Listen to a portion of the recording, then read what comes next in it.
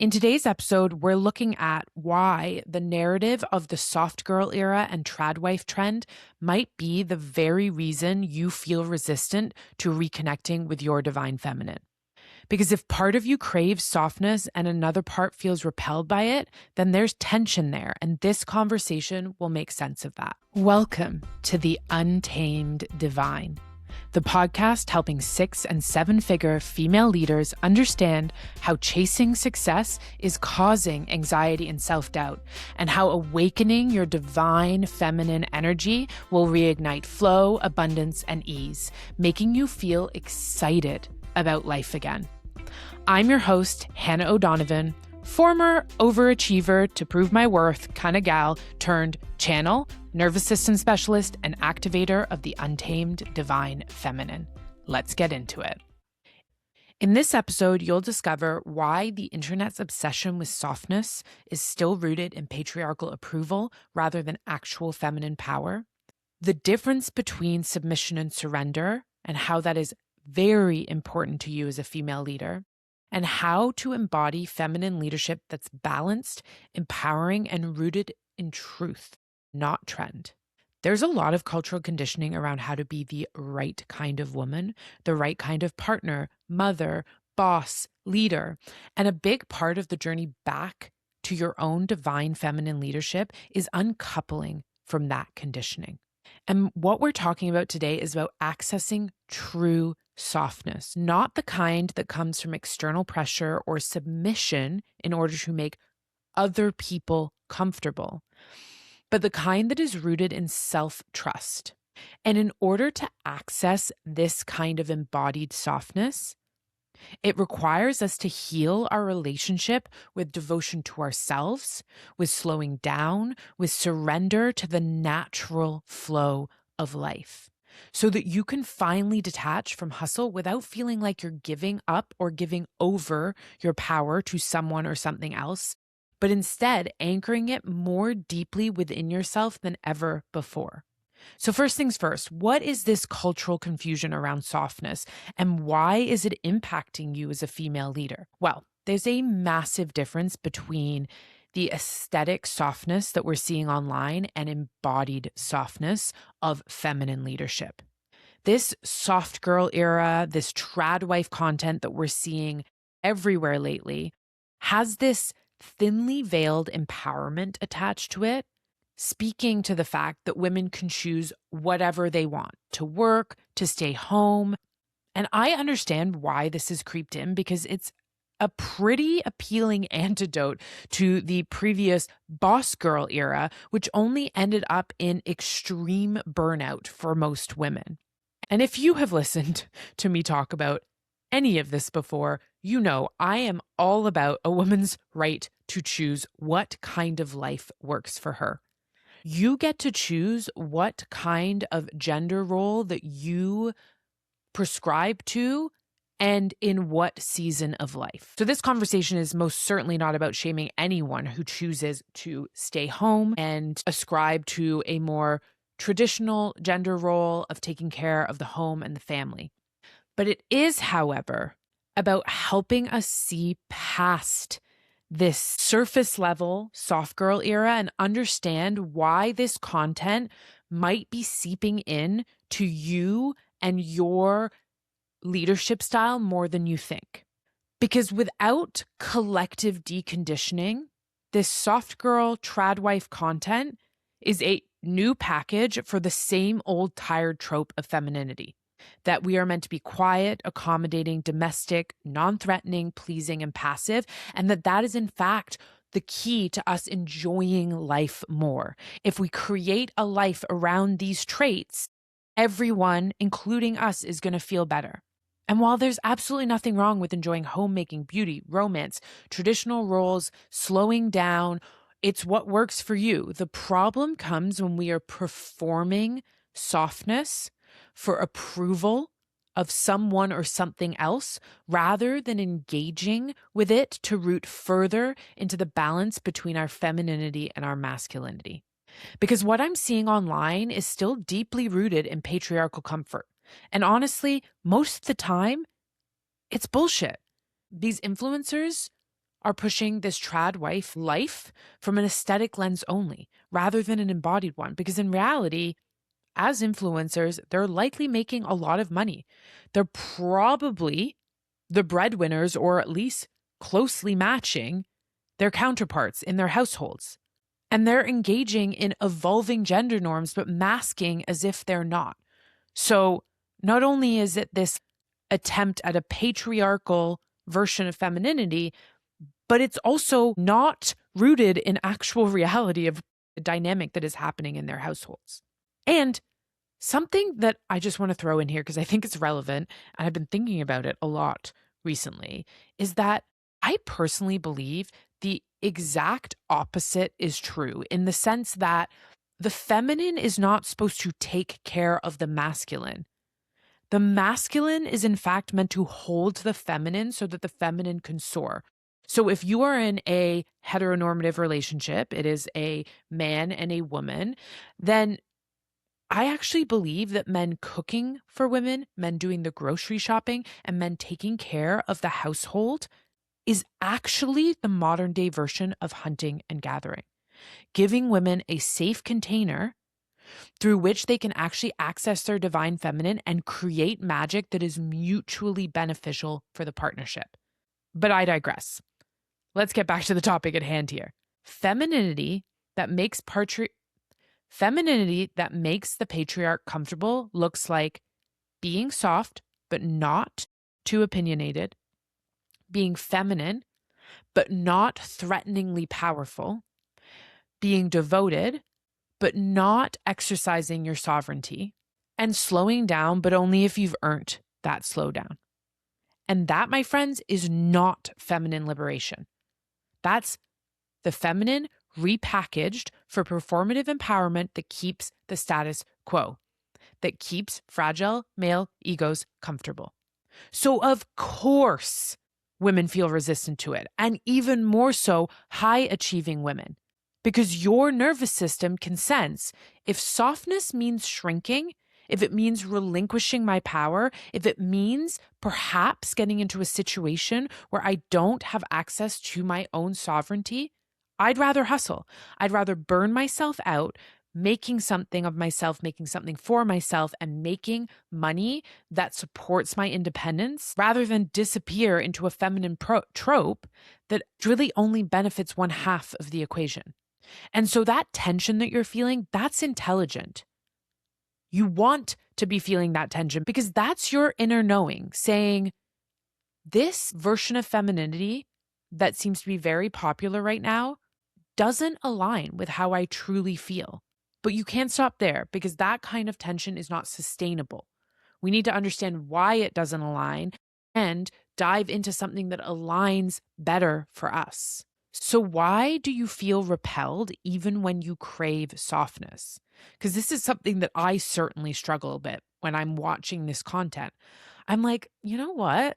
It kind of looks really nice to like dress up and make sourdough and keep a nice clean home. Energetically, I love a clean home. And sometimes I would just love to be taken care of financially, although that is not my story. I know that for a fact. But there's something within me that's like, ugh, no, I can't. Gross. What would that mean? And that tension is something that I've paid attention to. I've inquired. Why am I feeling resistant to that way? And one of the reasons I've come up with is many female leaders like myself, likely like you, built their success inside masculine systems. If you've been drawn to this podcast, that is likely extremely true for you. You learned to push harder, outperform, not be emotional, to not need too much, to work independently, to be competent, contained, impressive, regardless of what that's doing to you internally, and to really go at it alone. Hustle has become this kind of armor and the way through which you achieved all of the success that you have now. Control became synonymous with protection, with independence, with achievement, with being worthy. contributing to your household, to your relationship, to your society. So when you see this soft girl content that looks disengaged, financially dependent, or out of touch with your reality, it immediately feels unsafe. Whether you can see that consciously or unconsciously, you fought for your autonomy, for everything that you have now. You sacrificed for that and likely struggled for it. You fought to be taken seriously and to not need permission. So, of course, you don't want to regress into this powerlessness disguised as femininity. But the issue here isn't softness. The issue here isn't taking a step back, connecting to the more feminine parts of yourself. It's confusing softness with submission, which this version that is being presented to us does so beautifully. Because what's the core difference between submission and surrender? Submission says I must shrink to maintain safety. I must defer to something outside of me to keep approval close, and I must silence myself to keep the peace. Whereas surrender says, I trust myself enough to release control. I soften because I know that I am safely held by my own inner power. And I choose alignment over force because I understand how that serves my greater mission, how that gives me long-term sustainability to keep doing what I'm doing, to keep pouring love into the things I want to pour love into. So submission is externally driven and requires a level of self-abandonment, whereas surrender is internally anchored. It reconnects you to yourself and your divine inner compass. And when we conflate the two, when we look at submission and surrender as the same thing, our nervous system goes on high alert. It says, this is not safe. You may have been in a relationship previously. You may have been in a work dynamic previously where you gave over your power, likely unknowingly, and that did not work out for you. You may have lost yourself in that situation. You may have been put in a financially compromising position. You may have experienced someone else holding power over you, being manipulative. And so, of course, if you're thinking, okay, the only way to be soft is to submit, then the alarm bells are going off and your whole body is resistant to it. So if you're thinking back to times where you've watched this trad wife content, when you've thought about this soft girl era and what that might mean for you, and you felt this like tension, this clenching in your body, that's why. And if this is landing for you, then it's likely that you need to heal your relationship with devotion in order to access a state of surrender that feels really empowering to you. Because devotion is often distorted as something that you must provide externally first. Devotion to your partner, to your family, to your work, to productivity, to your image. But divine feminine devotion actually begins with devotion to self, deep devotion to self, because when you devote to yourself first, to your body's signals, to your natural rhythms, to your inner truth and your intuition and your natural emotional landscape, you fill yourself up enough to then be able to devote yourself to all those other things as well. Because we're not talking about just taking all of that devotion, putting it inwards and not giving any outwards. We're talking about how can you pour into yourself so that you're then pouring, you're devoting to others from a full cup, not from an empty cup. And it's from this place of a full cup of self-devotion that you learn when you detach from hustle, you are not surrendering ambition, because that's something that I hear a lot within myself and also within my clients. Well, if I step off the treadmill, if I slow down, if I don't keep pushing in this masculine way that I have been taught to, then aren't I letting go of this ambition, of this fire within me? No. You're surrendering survival as the only path to the success you crave. And there's a big difference between that.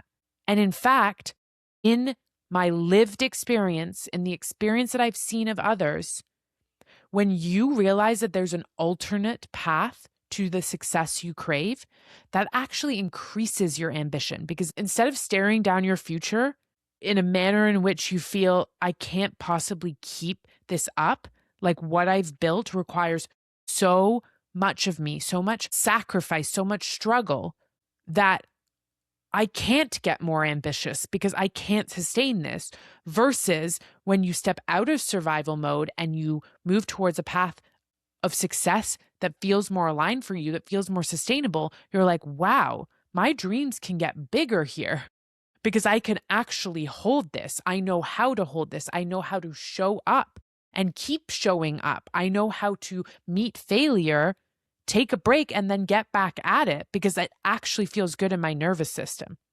versus running on fumes. And this is where balanced feminine leadership comes in. And what does balanced feminine leadership actually look like?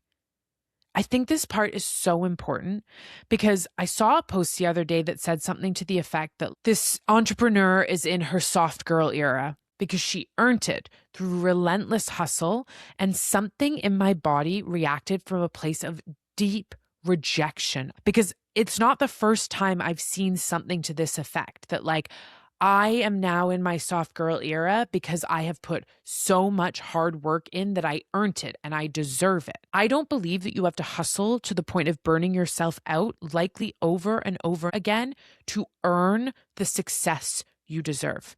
I believe so deeply that we can do it in a balanced and sustainable way so that we can keep doing what we love for years, for decades to come.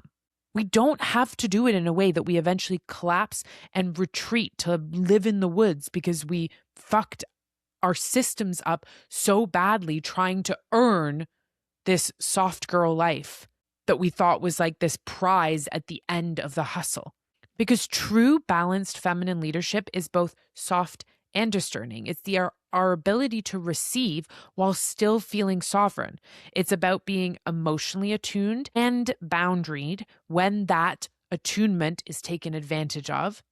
And it's about devotion, first to self, then to other from a place of embodied power.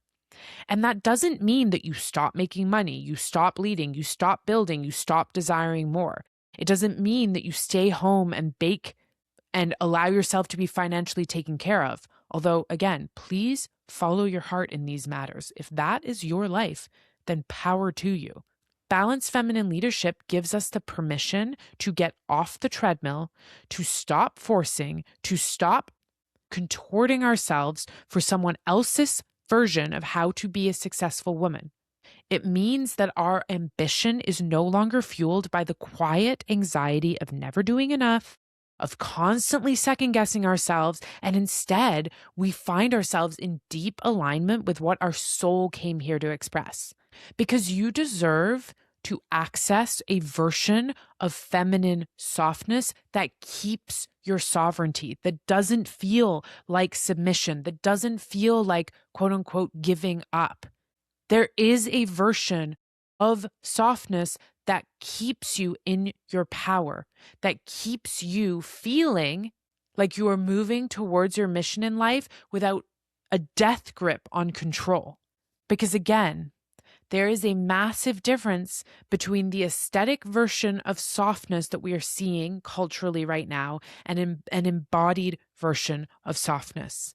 And if you are feeling repelled, resistant, or tension when you try to lean into your softness, that's okay.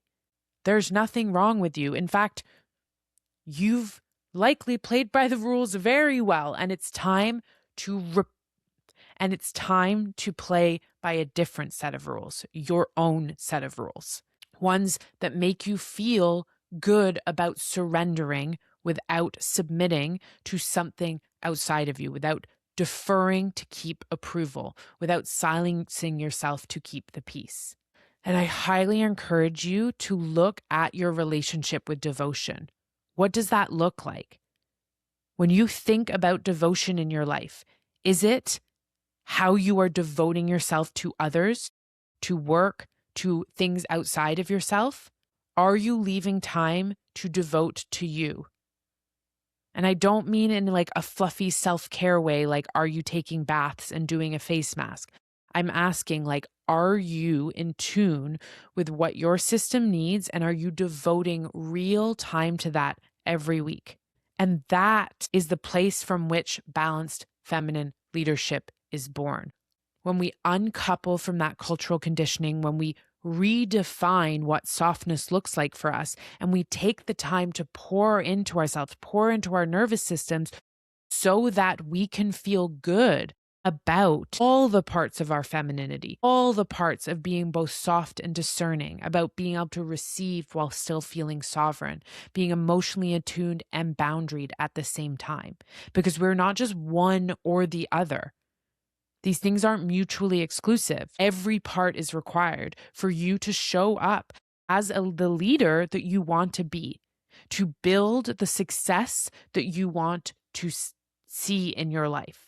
And if you're like, fuck yeah, I am absolutely ready to go after this pep talk, then definitely check out episode 50 of the podcast, where we dive even deeper into the masculine versus feminine energy with some juicy, actionable steps to start or continue your journey to rebalance.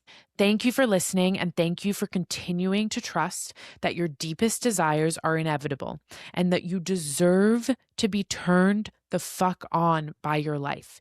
It's a fucking myth that we have to suffer through. Desire over duty always, baby. There are new episodes of The Untamed Divine for you every Wednesday and Friday at 8 a.m. Eastern. Yes, we've switched from Sundays to Fridays. I look forward to seeing you again on Friday.